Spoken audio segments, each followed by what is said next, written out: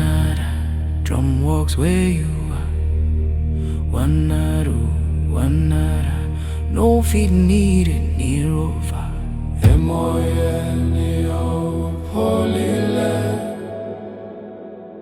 We have Cape Coast Castle built by the British in 1664. So Cape Coast Castle, where we are at the moment, this is the smallest among the three. But this very edifice, it was once built as a fort known as the Karelusberg Fort by the Swedish in 1653. The fort changed hands severally between the Swedish, the Danes, the Dutch, until the English captured it in 1664.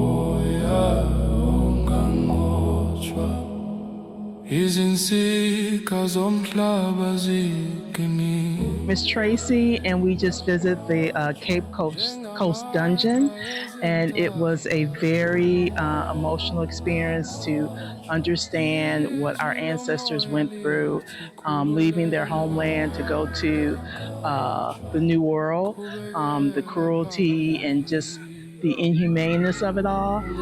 So I'm really grateful that I had this opportunity to see what happened to my ancestors.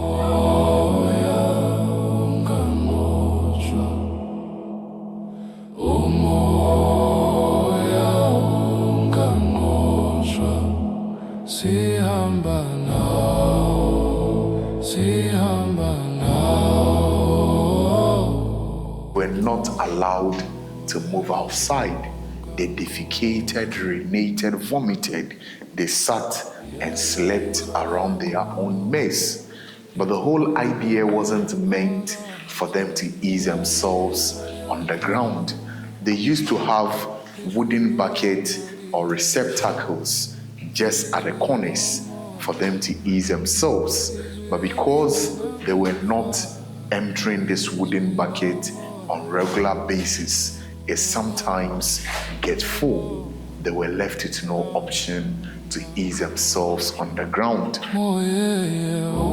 My name is Pamela Washington. I am from Missouri in the United States, and I have had the honor and privilege to travel to Ghana, specifically to the Cape Coast, to pay honor and tribute to my ancestors who had the strength and the fortitude and the faith to endure hell, pain, and struggle.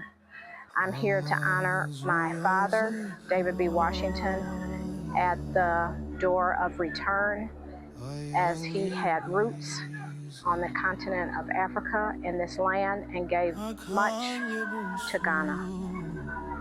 It is a blessing to be here today.